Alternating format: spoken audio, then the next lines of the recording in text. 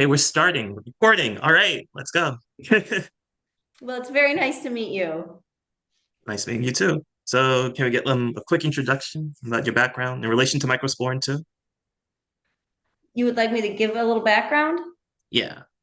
Well, I was a illustration graduate from Syracuse University, and my husband and I had moved to New York City, and I was answering an ad of some sort. I can't remember for the life of me where it was, but it said, "Could you replicate paint a painting style?" And it was for animation, and I had really never even considered animation as an opportunity. And I don't know why, I just had not. But I went to an interview and I interviewed with Robert Marinetti, who has remained like a good friend, like my longest animation friend.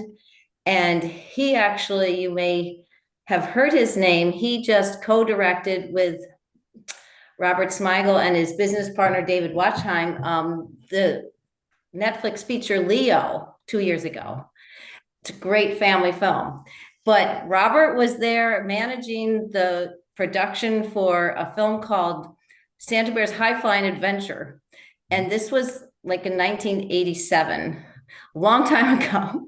And so I think I did a drawing test. It was really more a colored pencil on top of some watercolor or whatever. And I got the job and I was hooked ever since. It was just like, oh my gosh, this is so fun. I mean, these people were hilarious.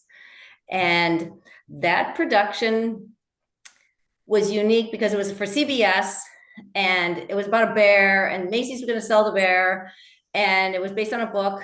Many of Michael's films are based on books. And so the production was a little bit bigger, I think, in terms of scale of how many people were working. And we were in an annex.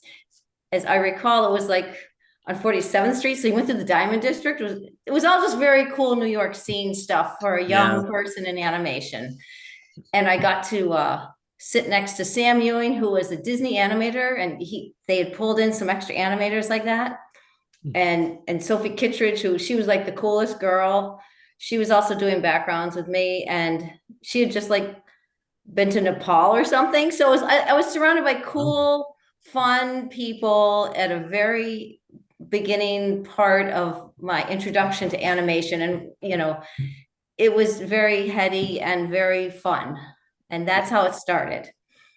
But Michael, I think, was over at the main studio, his main studio. He didn't integrate with us on that production as much. And I think, in preparing for this interview and thinking about what I thought about the subsequent films, we were always in the room with Michael. And I think that was really an interesting dynamic, because you pretty quickly learned you were working with a genius who had yeah. so much passion for everything. And his knowledge base was just never ending. And he was kind of intense. I mean, for sure, very sweet at heart, man, but could be a little rough on the edges, but in a gentle way. And it was just a very interesting place to work. And I'll let you ask another question before I keep going and going. I mean, that's the entire point. We want you to keep going Oh, and going, going. Because Michael Sporn stuff is so obscure, even to like the most hardcore of animation nerds. And like I'm friends with a lot of people who love his work desperately. And like his site is so, because you talk about him being a sweet man. Like I go through his site for like inspiration, or like whenever I watch one of his short films, I just want to learn more about the production. And I can just feel that sort of like sweetness and like earnestness and empathy just from his posts alone. Of course, in his films too. What I want to talk about is there's always a credit I was curious about, because I see on Abel's Island you have a rendering credit. I was wondering, like, what is that? Is that like back, or is that that like a was, cleanup credit for a background, or? yeah, that was literally coloring the actual animation. Oh, okay. And I think at that point I was pregnant, and it was mostly young people that weren't married. And I was married and had been married for a while, and I was pregnant. And it was so funny because I was just all about working, and to render to color all of the animation, Abel's Island's a little mouse, everything's very tiny, but it was done with markers. And Michael insisted that we wear these very, very huge toxic, protection masks. because I was pregnant, and then we were Oh, using okay. markers and, it just really wouldn't. I look back on that and I'm so grateful for his caution. And so yeah, that's what rendering would have been back then in hand-drawn animation, would have been coloring. And I noticed like on some of my credits, I was called a colorist. I have called it over the years a background painter. We Okay. definitely had somebody who made the layouts. So that was separate from background designer, you know what I'm saying? Hmm. Yeah, but that was a sweet film. Bridget Thorne did the backgrounds on that. Yeah. She's like, she's normally done a lot of art directions for sport and stuff, and like her background's like and her art direction, her senses is like absolutely like phenomenal. And did you ever? Well, I'm assuming you worked with her, so like yeah. Yes, So did you? What was it like working with her? What kind of person was she like? Because trying to find information outside of her on Sporn's website, she's just so obscure. It's like, what was she like? Because some of her paintings are just like truly tremendous. they really are. They're so beautiful. And she was Hmm. clearly a very good close friend to Michael. And they had a bond, that was you could see it. And she just had a lot of responsibility and she just whipped through the backgrounds. And I was always so impressed with her color choices. There were some really interesting color choices. And she was actually, I mean, such a nice person, my goodness. But I would call her very matter of fact.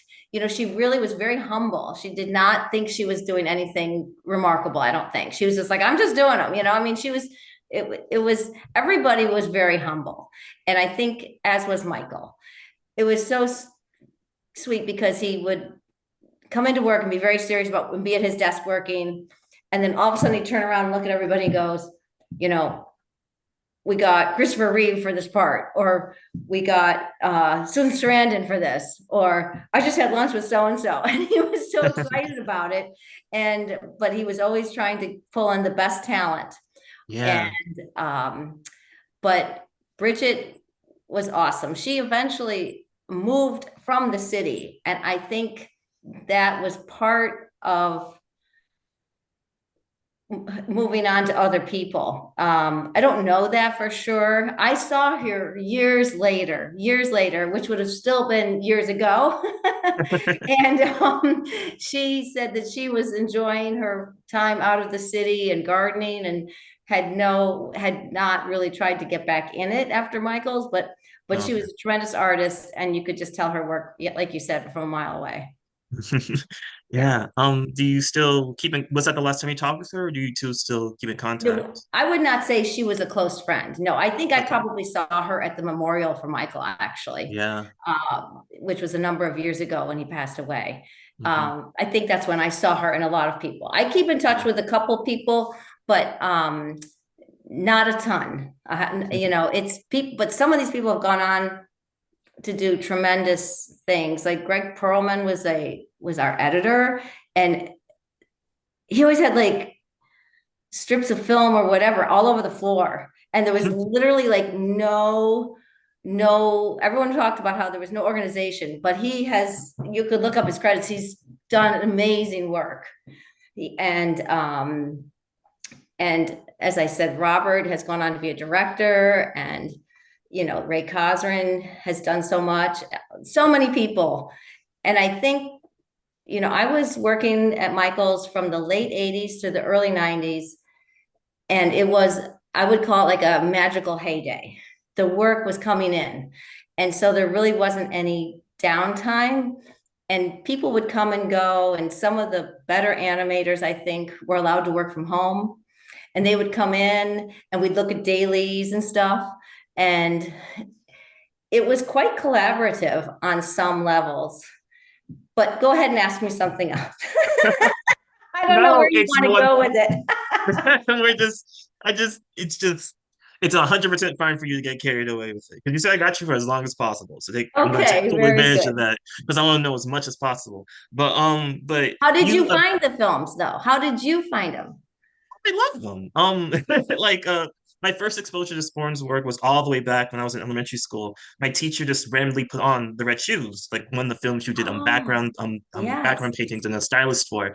And I thought it was just I thought everything about it was just like funky. It sort of unsettled me as a kid, especially the one scene where like the girl's dancing and she's like trapped in that snow white sort of forest and like ghosts are chasing her. That one scene stuck with me for a long, long, long time. But I'm just friends with like a lot of people who really love Sporn and respect his work. So eventually the it rubbed off on me. Like I started watching more of his films. I watched Abel's Island, A Jazz Time Tale, which is like that's like I feel like I haven't watched much, but like that's like Bridget Thorne's like most tremendous work as like an art director. Truly beautiful stuff there with her ethereal take on New York. A lot of Sporn's films feel very ethereal, especially even for like Red Shoes. So like I'm wondering what you were appraised as like background stylist and stuff like that. So like was that the did Sporn explicitly tell you like, oh, we want something to feel ethereal, or was that something you were feeling along the way, or Okay, so I can totally tell you about that. He was grumbling that he couldn't figure out this background style. So you would kind of always know if there was, and we had moved to a different studio now, and this was a longer, bigger studio. So he was at one end, and as a background artist, I was at the other end. But you could kind of tell when you would overhear things. And I honestly think I remember that he once said, I don't like headphones because you can't hear if I'm saying something. So really a different type of working environment than what I expected is today in a studio. And so he kept saying he wanted something. I think I was working on something else because he wasn't asking me to try and solve something. And he has either asking somebody else or trying to get them to do something or looking around. And he was looking for painterly, but he didn't want it watercolory. And I literally had worked with oil sticks for a number of projects, independent projects. And I had a whole catalog of them. I mean, like 10 of them, let's say. And I said, Michael, I think I might know the style you're looking at. Can I just bring these in? He goes, yeah, please. And he goes, that's it. And so that was one of the times I felt that I really made a substantial contribution to to how the film would look. And so we all got oil sticks and we had to have them dry, but they dry fast in a few days. And it was really cool. And another story you'll appreciate, everything is animated and hand drawn, and then it would go to, I think it was called the F Stop. Gary Becker was, who filmed it. And they were again in a huddle and they were complaining about something. And I was trying to listen, and they were talking about the lamp, the shoemaker's lamp. Mm-hmm. They wanted it to spin and they weren't sure how to make it spin, how to animate it. And I said, why don't I just keep drawing the reflection that's on top of this metal lamp going in a circle, going around, and then it will spin. And they were like, okay, try it. And it worked. So that was, you felt that you could add things. You go a little slowly, adding your 2 cents, but he was very open-minded. He wanted people to solve answers. And I think, or solve questions. And I think he gave people a lot of autonomy too, in terms of, he didn't tell you every little color to put down, and I think that's one reason Bridget's work was so nice. One time, he said, put some geese in there. And I said, do you want domestic geese or Canadian geese? And he looked at me and he said, just put geese in there. And I did Canadian geese. But anyhow, like, to me, that really mattered. I didn't know which way to go. I'm a detail person. And he just wanted geese.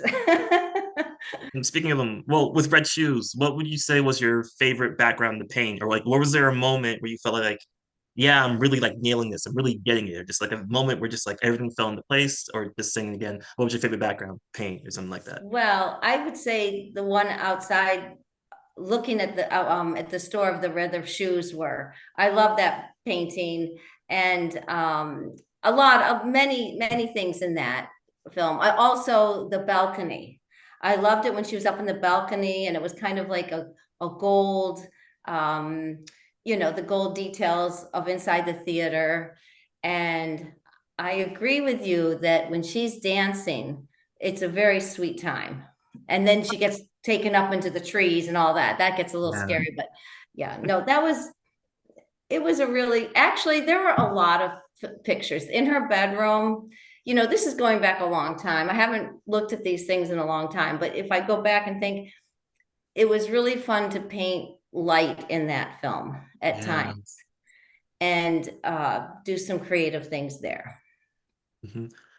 Yeah, it's funny that you bring up light because it's a very, very, very minor scene. But when I went back to go watch it, and the two girls, they walk in, they see the ballerina dancing, and they're trying to hide. And when the Yes. ballerina like walks away, you see like a rainbow reflection. It's really small, it's really minor, but you see like a rainbow reflection as he closed the door, and that's such like a detail because you're like, huh, because it's just such 'cause we don't think of like doors reflecting, let alone like a rainbow door reflecting. But Right. it's such like a minor. It also adds into like the whole dreamlike ethereal feel of it. It's like it's beautiful, it's dreamy, but it's also it has that range because again, like the sort of scene which is dancing around the trees, like the most intense there. By the end of it, it still goes back to it being really sweet too. Just like a lot of range.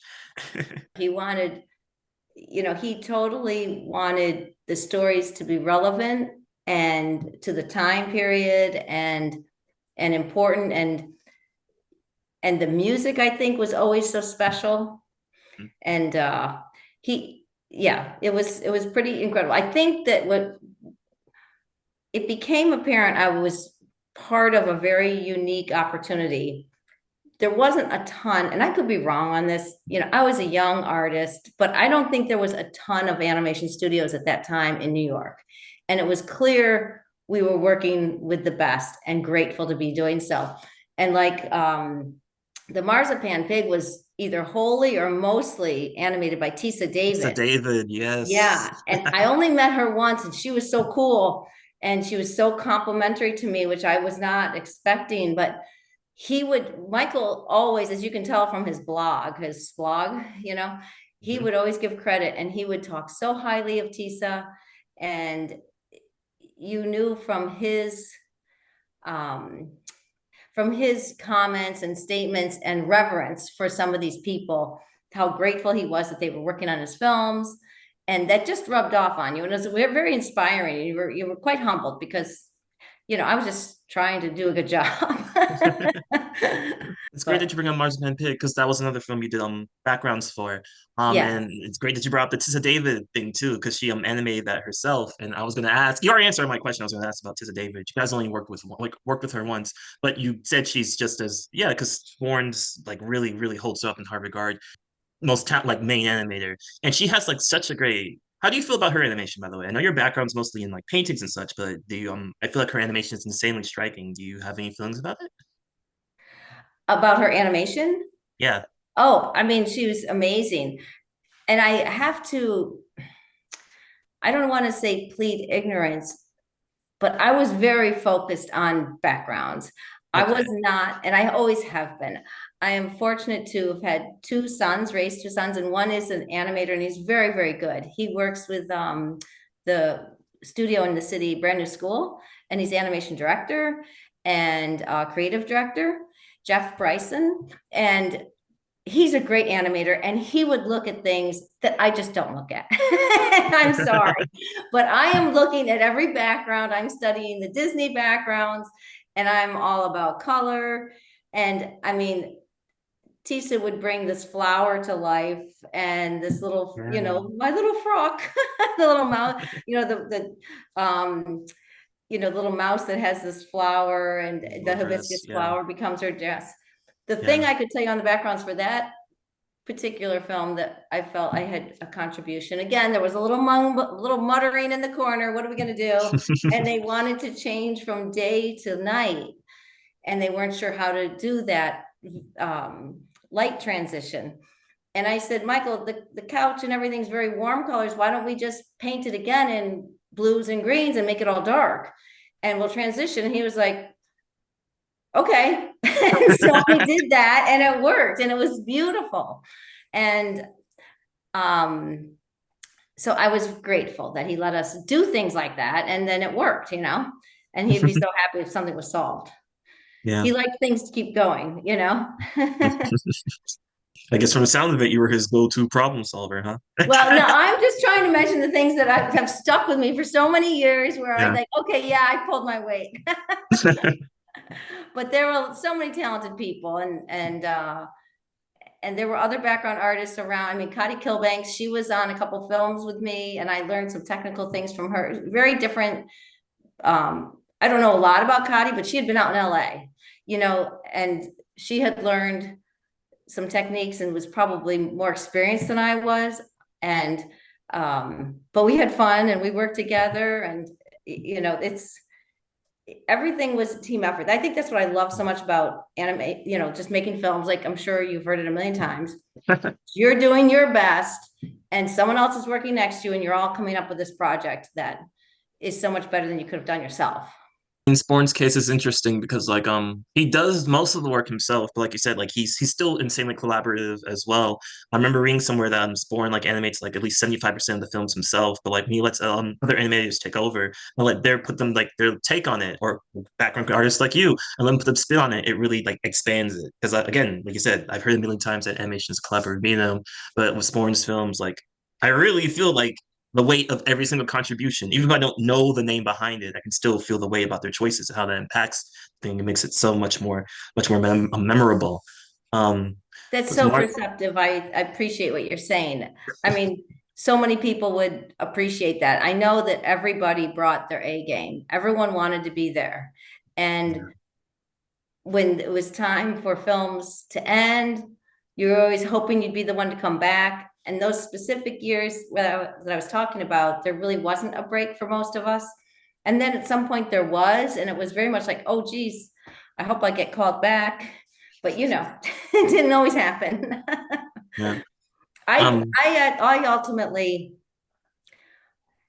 learned so much and loved it all. And we were trying to increase our family, and we thought New York wasn't the best place to do it. We oh, opted to move to Florida for me to try to get into Disney. And I did not make it, but that's what took me away. And it was, that was my loss to leave that studio. But we ultimately came back, and I got to go back into animation, but not so much with Michael. He kind of had a new studio crew, and the crews were small. You couldn't just jump back in. hmm. Yeah. Yeah, I did see in your credits that like you have credits from stuff like Kablam, like that old, extremely old Nickelodeon show. And it's funny because there is Sporn DNA in that because Tissa David solo animated some segments for that. Dr. Worm and like there's another one, but I forgot the name of it. And Dr. Worm is funny in my case because I work as as a substitute teacher, and like sometimes the students they get like they finish all their work early and just like and like sometimes I want to listen to music. So like I'll like play that Dr. Worm all the time. That's And like funny. I'm embarrassed to say I don't know it. I'll have to look it up. yeah, I'll send it to you after the call. But That's so funny. it's The sniz and fondue thing, that was amazing. That was with the ink tank. mhm, And I got to work on that. And that was amazing. That when I had come back from Florida back up to New York, I was able to work on that. And that was very fun. That was with Bob Bleckman's The Ink Tank. mhm. And there were some other Michael Sporn people. Michael also, I feel like I could be wrong, but it's my perception that after a point, he kind of like kicked you out of the nest. Go do something bigger. You know what I'm saying?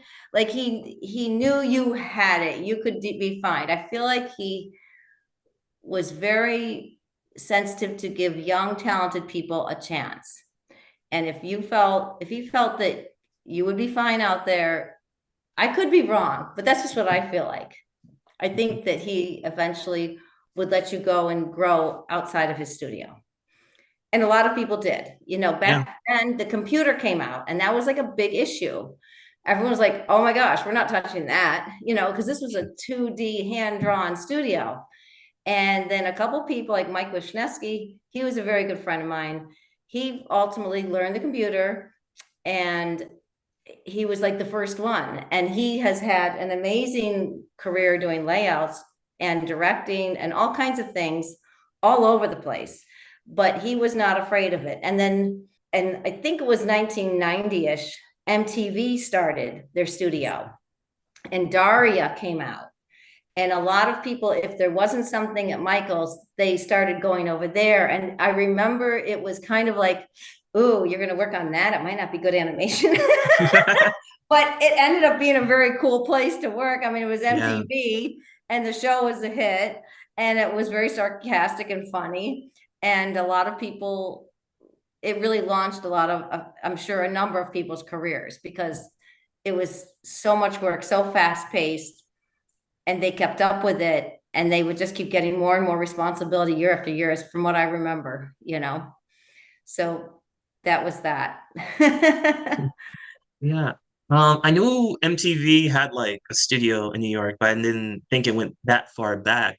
I also kind of want to ask you anything like the because I've heard that the New York scene of animation was like because like you had animation coming out of California, you had animation coming out of New York, and they both had drastically different feels, and like all like the weird cool stuff was coming out of New York. And I'm just wondering like do you have like what was the scene like back then? Because like you briefly mentioned MTV, but was there anything else? Well, the scene was, I think, for me, the scene was in the studio. You were working, but someone would always come through that door. And it might have been an animator who was working at home, um, coming and having Michael check his work, or there was someone important coming through the door somehow. I, I can't really give an example. I mean, everyone was treated with respect, and like it was a something was happening, you know, and it was our own little world, like what's going on. And then they would get dailies, and he had the, I don't even know, it was like this old fashioned uh, viewing machine for dailies. I mean, I don't even know if they still use those or what, but we'd all huddle around and watch this little screen and watch the daily animations. And um, people would go out after work. I didn't really participate in that much. Like I said, I mean, I was married. My husband worked in a restaurant, so it's not that he was home. It just wasn't my scene to go out. I'm sure they all went out and had a good time. And then ultimately, I had a child, and I certainly wasn't going out. But Michael was very cool. He was very forward thinking. I used to work from like 9 to 3 and then trade with my husband on the subway, on the F train subway station with my son. And he would go to work at the restaurant, and I'd go home, take care of my son, and then finish backgrounds at night after he went to sleep. So Michael was so thoughtful to let me do that. And I'm just glad because again, I read from his blog, I've seen his films. I'm just glad to hear that he was a very sweet, kind, and empathetic man. But Oh, but also, absolutely. yeah, but also, because you said you guys were constantly getting work in, and like I do remember reading that the turnaround on his films were like insanely quick. I forgot which specific film it was, but like there was like one film that was made, like maybe you know, but there was like one film that was made like in 3 months. So but like I imagine again the work was very quick, and I also heard like the pay wasn't very good either. So it's just it's rewarding, but it's just like were there moments where you really felt like you were on like under the wire or on the wire, where things were just going like did things ever feel hectic despite the short deadlines? I guess what I'm trying to say. Yeah, I mean, I think you're right on all of those counts. It was a fast-paced production. We were all well aware that the budgets were very low. I seem to remember the number 200,000 for something of a half hour, and that might even be high. You know, it was very, you know, for all those people, it wasn't a lot of money. And you had actors, Mhm. and, you know, it just Yeah. wasn't. And they that's what I'm saying. Like something was always happening because we had to keep it going. And then it was so funny because these guys were always making gags. Like some of these people were so funny. Robert is like one of the funniest people I know. And then, you know, these guys would just constantly be making gags, just jokes about stuff. And so it was such a happy place to go. And then sometimes Mike would be a little grumpy, and everyone kind of just kept it kind of quiet, and just, we would always work, you know, whether we were laughing or not. But that was true. And so I think if there was ever a layoff, that was a tense time for people because it had not been a lot of money. It's not like you'd save a lot of money. And so people had needed to find work. And that was always like, what are you going to do? What are you going to do? You know, it's the same thing. I don't think that's changed. You know, animation's a nomadic life, you know, Yeah. and people follow the job. And this, I don't think it was any different back then. Actually, I wanted to see if you'd heard of this film. Did you ever watch the film Waking Sleeping Beauty? Oh, No. you have to watch it. You'll be so intrigued. It's a documentary about Disney it came out in 1990, but it had to have been made a little bit before that. Mhm. And it was, you're just going to love it. It's the ins and outs of when Disney realized that they weren't cutting it, and they had to revamp their thinking. And this was the time period when I was applying to Disney, and I had done painting tests, I had interviews, I had sent so much stuff, and they were like, oh, leading me on with a carrot a little bit. And I said, if I moved down there, would that help? And they said, yes. So I moved down there. Mhm. And again, it didn't work, but maybe it was because I showed up at one job interview 7 months pregnant and I had another kid. I don't know. I don't know. But anyhow, it all worked out because I raised my boys and they're so amazing, such young, fine men.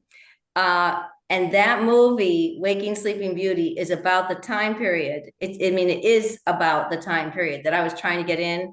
And it's all about how insanely they worked. And I realized that that was a blessing in disguise. I would never have seen my family, Mm. and you have to keep what matters, in the forefront. But like at the same time, it's like it's their loss too. Yeah, Like, well, I felt like it was a loss. I knew I could have done it. So I will tell you something yeah. fun that's Sporn related. On the first film, Santa Bear's High Flying Adventure, I sat next to Sam Ewing. And Sam Ewing's father was a Disney animator, and Sam was a Disney animator, and they had pulled him in, and he was kind of rooting for me. He ended up working down at Orlando at the MGM Studios, and he was rooting for me. And sometimes I would, when we were down there, my husband actually worked for Disney in the food and beverage, so I could go in whenever I wanted. And I would go visit Sam with the kids and see, hear how it's going at the Disney studio. So that was pretty cool from way back then. And he was always like, there's more than working at Disney. You'll be fine.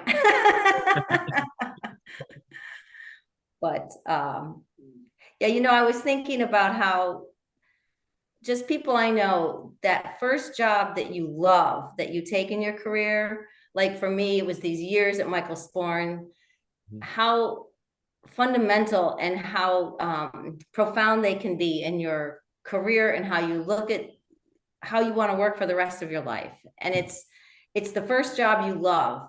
And I was just so fortunate because I never had considered animation, and I'm so obsessed. And I've worked for Robert since then. He worked, um, he had his own studio, Marinating Watchenheim, maybe it's the other way around. And we did stuff for Saturday Night Live.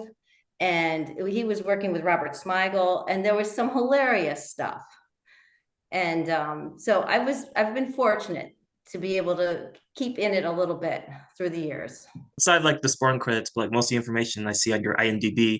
IMDb is very weird sometimes because it can be very useful, but like half the shows, like I see like, oh, this person worked on all these shows, and then you actually talk to them. It's like I didn't. So it's very Yeah. untrustworthy. But I do remember seeing the whole like the Bambi credit for Saturday Night Live. What was that? Because I see the background paintings for that, and they're beautiful, but the short is very. I mean, it's a Saturday Night Live skits, like it's very crude short. So, but what was it like working for that? Was it like the turnaround time really quick, or was you what were the instructions were you given? What was it like? Yeah, no, that was a Robert connection. He hired me for that, and I was so happy because I could paint a little more detailed. And it's the sequel to Bambi. What happens to his mom? And they were they were quick. It was just, I think I only did a couple paintings for them, and it would have been quick. But those guys are literally hilarious, and I was so excited to work with them. And so I can just say that I was mostly happy to be painting in a Disney style, to be honest with you. Oh, yeah. So things. Replicating the logs in the forest for little Bambi. Yeah. And right. Yeah, that was funny. There were some other ones. There was the ambiguously gay duo. That was very funny. And then there was a spoof on Poor Dear Oprah, which I don't know, I maybe felt a little badly after I participated in that one. But there were a few others. And another guy who I met in New York through all these people was Greg Ford. I don't know if that name is on your radar, but if you look up Greg Ford, he is a guru for Warner Brothers. He actually did the documentaries for Friz Freleng, Chuck Jones, and maybe another one. But what I worked on through this connections of the Michael Sporn group, was they had the 1988 Olympics, Upper Deck and Warner Brothers created trading cards.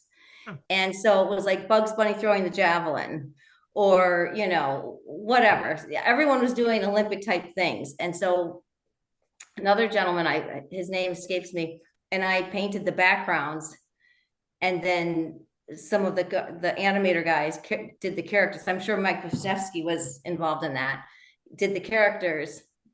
And they were trading cards, and I have some of them, and you can still get them on eBay. They're pretty cute.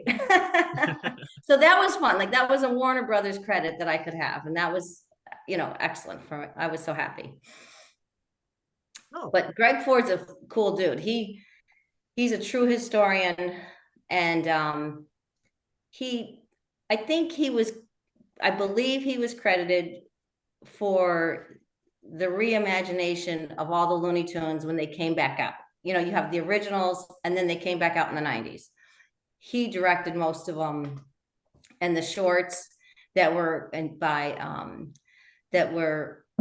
premiered with feature-length films, in theaters. There were a couple of shorts, so he did those. And just you'll be able to find plenty about him. He's a cool guy.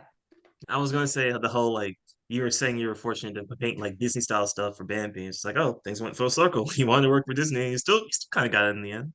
Yeah, right. Yeah, exactly.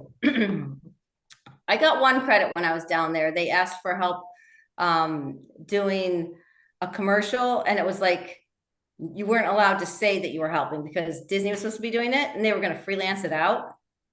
And so I went to this little meeting, and there was this amazing painter. We used to do little storyboard arts of this concept. And I did one, and I thought it was okay. And this other guy, this Disney painter, did one that was like, oh my God, how did you do that? Like, it was so perfect, so well done. Mine was a little more painterly, and they liked it. That's what they liked about my art. They said, we like your painterly approach. And so I was trying to give them what they wanted, but this guy's was so specific. We got paid for that. And then they ended up outsourcing it to a woman that they work with locally or something. So I'm sure she's very good, but that was as close as I got. Do you remember the name of the commercial? Maybe I could look it up. I think it was an American Express commercial, like the drawbridge, like the card was coming down as the drawbridge. It's a long time ago. I guess I gotta do some sleuthing on my own to try and find it for that one background. That's fun. But I didn't end up, I was just doing pre-production. I think you would call that, not the actual painting itself. I have to say they definitely said, we're going to have somebody else handle all this. But that was, they gave me a little shot. So are you in animation? You teach? You're not. I'm a substitute teacher. I don't Okay. only do Good it for you. from time to time. Okay. But you love animation. Yeah. I know this is incredibly cliche to say, but animation is my life. It sincerely is my life. When I was born, I was just straight up watching cartoons. So That's so beautiful. No, I love it. I think that's phenomenal, really. of course, knowing the people behind it, because I feel like things are better with the rise of the internet. And, you can just simply look up people just like a click away. Because that's how I found you. I just looked up credits for Sporn stuff because I wanted to know more just beyond his blog. So just okay, so some of it's a little hard. Some people don't have a social media presence at all. For those who do, I always try to reach out because it's just Sporn is just a cool dude. And again, I just want to learn more. I do anything that can to learn more.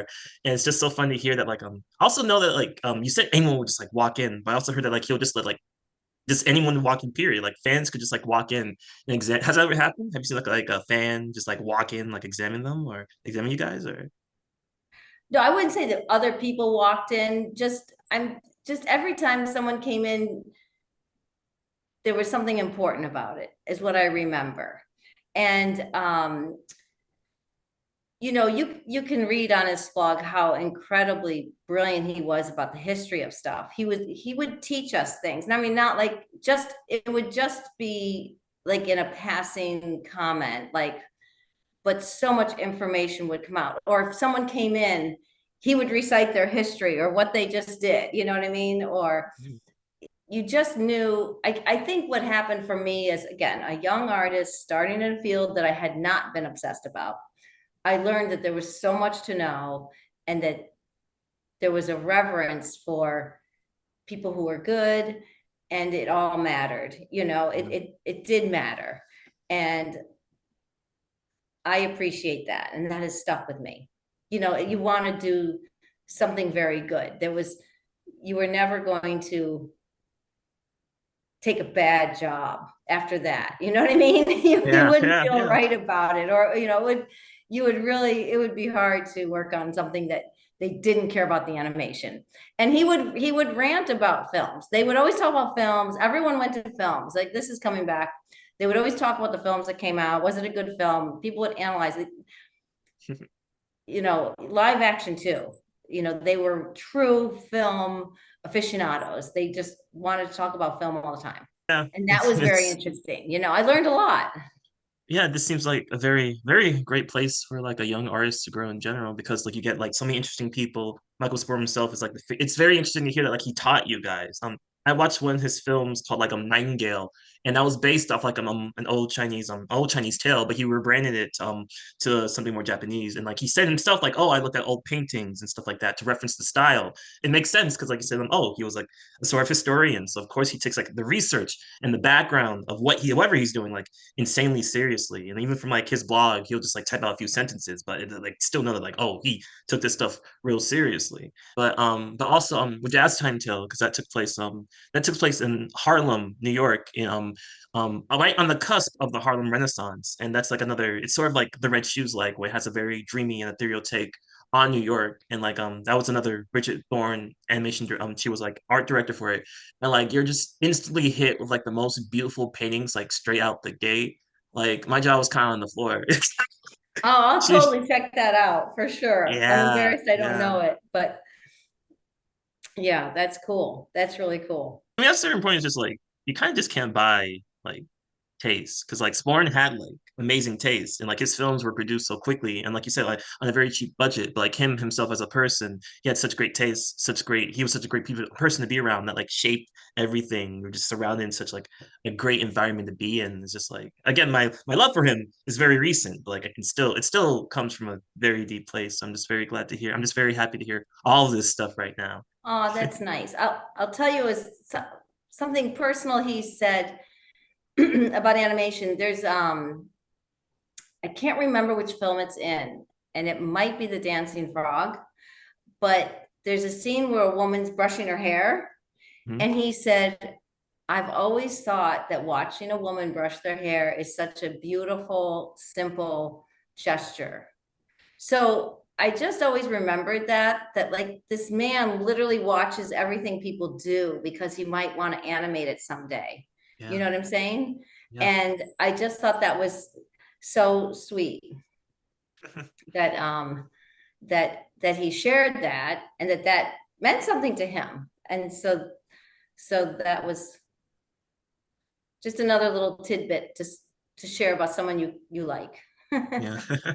That's kind of like the animator mentality in general. Like you just see one thing, you just in love with like a certain motion, you just kind of get obsessed with that. You want to try to like recreate that and like capture that. Right. I'm Yeah. not an artist myself. I know you probably hate this saying. I know you heard it like a million times, but I can barely draw a circle.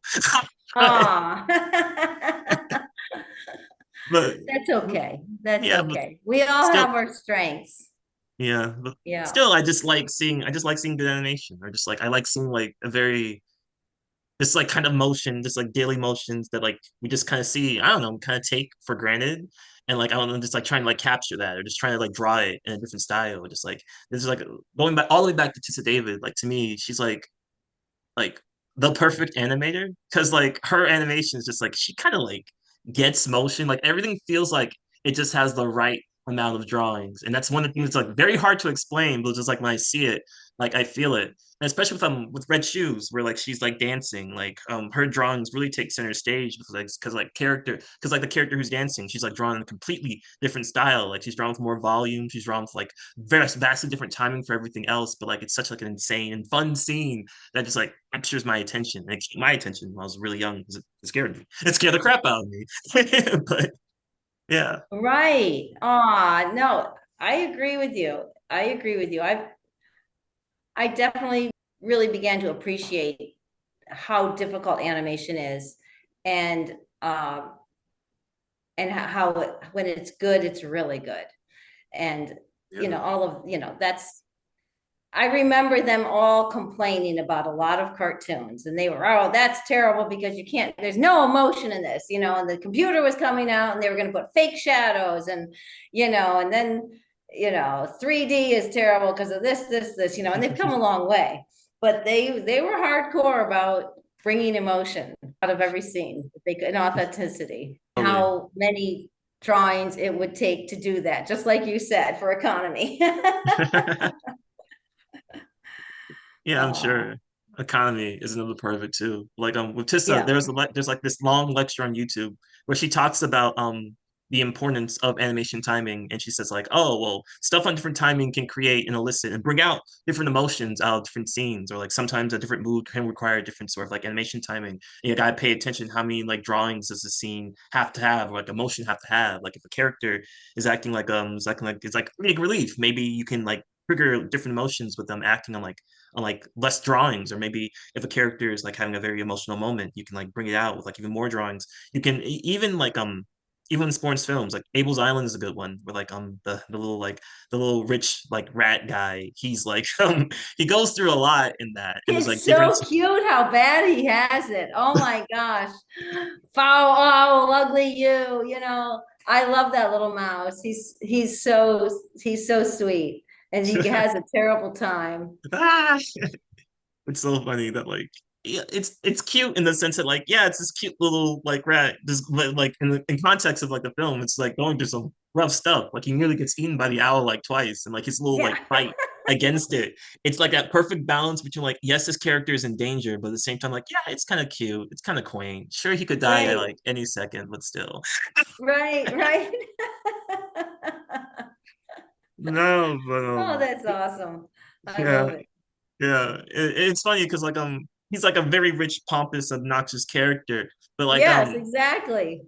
but like with Sporn's take on it, you can still he still somehow manages to bring out like that empathy. Even the character like that, like where in any other context, he would for sure be the butt of the joke, and maybe he would have died like 5 minutes in, been eaten by the big ass owl 5 minutes in. But no, like but Sporn tries to find the empathy in him, and also tries to find the empathy in everything. So that's like a thing that really makes him. It prevents it from being like a just like a funny little time. It's just like yeah, he's having a rough time, a terrible time. But hey, he makes me. I'm Right. still rooting for him though, and he managed to make it back to his wife. So Yeah. Well, that was, Michael had empathy for sure in the real world. but I do Yeah. find again, I haven't watched. I'm kind of like scraping the surface here, but like I watched a good chunk. But I do find it very admirable that a lot of his shorts had like black protagonists. Like Red Shoes. There's this Red Shoes, Jazz Time Tale, which took place in Harlem in 1919, and there's this another short film called Champagne that like my friends are trying to look for. That's about like this young black girl, and she's being interviewed, and like it's a very harrowing case because like she's being interviewed after her mom was put in prison after for committing murder, and that's such an like when you hear that, it's such an insane premise, and yet that's something Yeah. that that actually happens. And I haven't watched it. I really want to watch it. I'm sure it's amazing, but like I feel like Sporn's the only person who can handle something like that without it feeling Right. like too because at the end of the day, most of his films were like we talked about it on his blog, but he wants to make something that's like fully accessible, and that doesn't necessarily mean just like sending it down or making it like innocent, like something both adults and kids can enjoy and get a lot out of too. And I feel like all of his films, like he manages to really hit that mark, and that and the result it goes to like places just like trying to handle like, these very like dark premises, but still making it accessible for everyone to enjoy. Right. No, I agree with you. Now, I thought of a couple films that we hadn't talked about that we did. So we did Max's Christmas, and that was a short. And then we've also done some Sesame Street spots, like the Bellhop series. And those, were a little more straightforward. Max's Christmas, Rosemary Wells, she is the author of a bunch of, Max is a little, I guess it's a bunny. And and the everything had to look very much like the way the book is. And those were fun to work on. And I think they were very sweet. And then there was yeah, and then like the Bellhop series for Sesame Street, I would think he couldn't quite show as much of his empathy. It's for Mhm. children's program. It's like, the bellhop, the bellhop kept going to different floors for different people. It was a numbers thing, and they were very funny, and they were cute, and it was great to work on them. But it was the films, I think, where he could really show all of his emotions and make Mhm. sure they were poignant and all that. I mean, he put as much into the other things too, but you know what I'm saying. Yeah. Yeah. Yeah. I completely forgot about Sesame Street. 'Cause I know Sporn did some stuff for Sesame Street, but like it just completely um has my mind. Because I know Sesame Street is kind of like another important part of like New York animation because they commissioned a lot of animation from New York too. What was it like working on Sesame Street? I mean, it was great. Steve Dovas was very important in what I was working on. I cannot remember what he was doing, if he was animating it or directing it or what, but I answered to him on that, I believe. And he was a really cool guy. And it was, to me, just being able to work in that environment, I was so grateful. But it was, you can still find the Bellhop series of Sesame Street. You can find them online. I Yeah. found a few of them. And it was kind of a 1930s style, I think, and Art Deco style. And so it was just fun to work on them. And then there was also a film, Earth Day Birthday, and it was these it was a little bit not Michael-y. I think it was like these ibble dibble things. We're worried about pollution. And I remember working on it going, I really don't think we're going to pollute the world this much.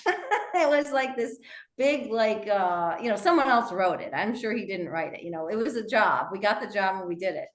But, it was back when like the Coke commercial, I'd like to teach the world to sing, and Oh everyone was in wow. harmony. Remember? Like that was like more the vibe. And this was this Earth Day birthday. Everyone, let's take care of the world. But they show what was going to happen. All this garbage was going to go down this little river. It was a little bleak, if you ask me. But Oh. we were all happy to be working. And I learned what Earth Day was. It's a long time ago. So it was funny, but that was just another film that we worked on, that we did. Yeah. Yeah, it's So, hard to remember them all, honestly. That's how great it was. There was, because things were just overlapping too. it's so this is very off topic, but it's so funny that you brought up the Coke commercial because I remember taking like a field trip to like to the World of Coke and like they showed off that commercial and that was like another thing that just Oh, like freaked me out because like it's just like a bunch of people singing off to the distance holding like a bottle of Coke and they're just singing they're just like they're all goodbye singing goodbye together. yeah But it's it just was like so nice, yeah, it really I was. don't know Everyone's like, oh yeah, everyone loves each other. Like, this is okay. Yeah, no, I totally get it. They were like going around the span of a landscape, going on and on and on and on and yeah, on. And everyone's happy. I don't know to me it felt culty. Oh, okay. But I don't know. I don't know. I think it's like a part of it. Just like old stuff kind of creeped me out too because I was only like what 10 or 11. It's like oh Yeah, my sure. gosh, it's old and therefore it's freaky. I'm very very anti that now. Like a lot of the good stuff is like the old stuff. So Right, right. I heard what you're saying. No, there's some weird stuff, definitely. Hmm. But I guess to bring it back to Sporn or like and like background painting. You did mention like Disney, but like your influences were what else like shaped your influences for like background painting, or what were you trying to like channel when you're like painting a background for Sporn? Yeah, so I still currently always look at masters paintings. I think that I have a number of so many painting books of all different eras of masters or just really good painters from historic or American or what, European, all over. And I think that I remember now that you bring this up, I would bring those books to work. Thank you for bringing that up. It's something I had forgotten. I would have so many art books, and it wasn't like a Disney book because I could tell that they were looking at art history too. Yeah. And I still do today. So I'm fortunate to do commissions and stuff for people, and I'm always looking at art. To me, I think it's easier to envision how you want to paint something if you're looking at a painting than if you're looking at a photograph. Like people say, get reference, and you obviously Yeah. reference is so important. But to me, painting reference is almost more important. You're not copying it, but you just Yeah. see it in the same media Hmm. in that sense. Yeah. Yeah. The whole thing about Disney, I want to be clear. I think it was that we had such short budgets, we couldn't go as far as we would want. And because of you mentioned so kindly his ethereal style, he just wasn't into every floorboard. But I'm a detailed person, and the way Disney can make the old wooden floorboards look so cool and change from blue to brown, I was just, as a painter, I just wanted to learn how to be able to do that. It's like going back to like Lady and the Tramp, those beautiful backgrounds. And that's what I grew up on. I mean, I actually didn't grow up on a lot of animation, but when I think about what I loved, it was always the classics. And then as my kids came along, it was, I saw these incredible backgrounds and stuff, and it was just like mind blowing to me how beautiful they were. And then that became very inspiring. Yeah. But you also briefly mentioned Art Deco stuff before too. Have you heard of UPA? UPA, I have heard of UPA. What Yeah. that it's like creates cartoons, right? Well, they're a studio that made cartoons with that sort of Yeah. philosophy, that sort of like Art Deco philosophy. It's a very rudimentary, abridged version of it. And like they're one of their biggest philosophies, which is like everything should like feel like it exists in the same space. So they have like background designers also working as like animators, so everything feels like it's like because when people work on like when there's always like a sort of like a gap between like the characters and the background, they wanted to make it feel like in the backgrounds of the characters they felt like an extension of each other. It felt like they all belonged to each other, and there was like no sort of like contrast. And like John Hubley or Hubley, Oh yeah. probably yeah. Sporn Yep. mentioned that like he was like a big influence on him. He I worked feel with like him. I worked with believe him, he getting my worked with art history him. messed up. Sorry. Yeah. Yeah, and that extension shaped. I know for sure shaped his films as well. So Right. And then he also, I'm sure you know this because you're a fan, but he worked with Richard Williams yeah. in London. And that's crazy. And so and then he came back and started his studio. It was interesting. My other son had joined the military and was a Marine officer. And when that all happened, I would always go back and see Michael, or we stayed in touch, like Michael remains a friend, forever. And it was after that I learned, he goes, I was in the Navy, and I had never known that. And he said, yeah, I was stationed up in Alaska with nothing to do. So I just drew. And he applied to animation school and participated through the mail. He would do drawings and send them back and forth. And I thought, because he was just very supportive that my son had uh, joined the military, and he said that he had such a positive experience, but that's where he started animating, was up in Alaska in the Navy. And I thought that was so interesting, and it was great to hear that, to learn that. As expected, he's serious about this stuff. I guess sort of to close things down. Do you have like or maybe if you have like a favorite Michael Sporn story, if you haven't mentioned it before, like a favorite moment with him? Oh my goodness, I'm sorry, I'm not sure I'm prepared for that. I think a favorite one, um it was always nice. I could wrap it up with this. At the end of the day or the end of a week, there would always be a little bit of a wine tasting or something. Someone would bring out some wine around this big long table, and we'd all hang out for a little bit and just come together as a group. And I think that when I look back, I'll always remember us hanging out at the group, because that's where you got to know people, and you kind of I would hang out and listen a lot and see what was going on, and they would talk about the films. Yeah, I would say there was very much of a family atmosphere. Even though you maybe didn't know everything about everyone, you felt a strong connection, and I'm sure that most of the people who work there would agree. It was a very strong bond with Michael, and with the honor to work there with him. Close things out. Do you have like any just like any words of wisdom? Anything you want to close out with, particularly just like about like art in general? Because like the state of things right now, it's like rise of AI and everything. I feel like it's more important now than ever to like use art as a vehicle for personal expression. So like, do you have any just anything to close out on with relation to that? Well, I will say that as artists, we're trying to work and earn a paycheck, and we get that that is the goal on so many levels. But I've been out in this world working and not working for a long time, and the projects that tend to bring the most joy are your own projects. So everyone should keep working on their own projects, and I think that they lead to more important. I can just say that if I look at the history of all my work, everything I do actually tells a story.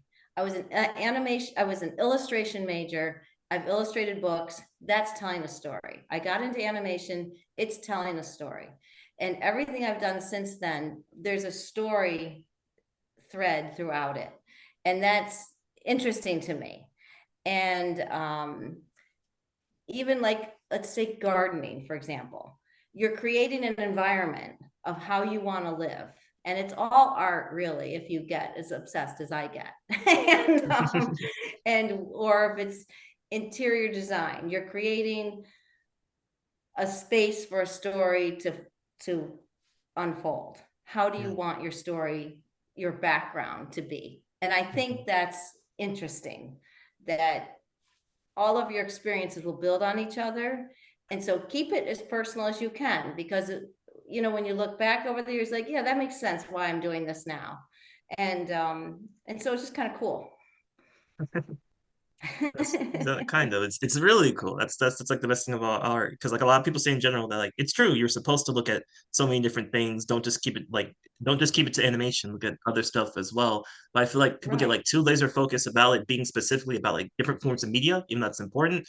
The most important thing is about like what you deliver as like a person, as like and how that influences your art and how your point of view, how your worldview like shapes your art, and what kind of thing are you bringing to the world that other people haven't realized yet, or look at a specific thing in a very very very different light, and that's what you can bring to as a table. And just any form of art, just like regardless outside of drawing, like, gardening's a very good example. I feel like we sort of like take that for granted, that like anything could be an art form and anything could be used as a vehicle Yes. for No, I think self-expression. it's so true. Yeah. Yeah, I totally agree with you. And I think we don't necessarily recognize that in the moment. But when you look back on things, you're like, oh, that really did influence a lot of people, that I took care to make that look a certain way. And then I also am learning from younger people how Yeah. so much. I have a daughter-in-law who's just incredibly talented with floral arrangements and installations, and her ability to just transform things. It's just incredible. And I love being inspired by young people too. I mean, Mm. they're so fast and so talented. It's inspiring. It's amazing, really. Yeah, it's just insane that like another thing we take for granted is you just kind of like wake up and discover like your new favorite artist just like by like browsing some random site, and like it's like I just kind of see that. Just like I wake up, I go on like a site, I scroll, I see some insanely striking art, and like so striking, I just got like I gotta send this to everybody. I'm just kind of like thinking about it for ages, and just like and there's just so much good art out there that people don't fully realize or perceive, because we have such an idea of like what we think art should be. Yeah. Because like just when you hear the word art, there's like definitions that are like loading into people's head, and it's just like the art's like automatically like this grand avant-garde thing. But it's like no, it could just be gardening again. Great example of people what people don't think as art. That is a form of art. Just I guess closing words is just like make art. It doesn't have to be good. It doesn't have to be bad. Yeah, Just that's it. do Keep it going. That's it. perfect. Keep it Uh, going. But all thank you right. so much. No, thank you. Thank you for answering me. Because, like, again, some of these people don't have social media. And, like, I've sent out emails before, radio silence. So, like, thank you for reaching out to me and, like, letting this happen in the first place. I'm so insanely grateful. Thankful for the Sporn stories. I'm thankful for your backgrounds as well, both in animation, both your background that informed your backgrounds, too. Wonderful art. Keep making art. And yeah, so unless you got like any definitive last words, is it okay to close out on this? Let's stay in touch. All right. Okay.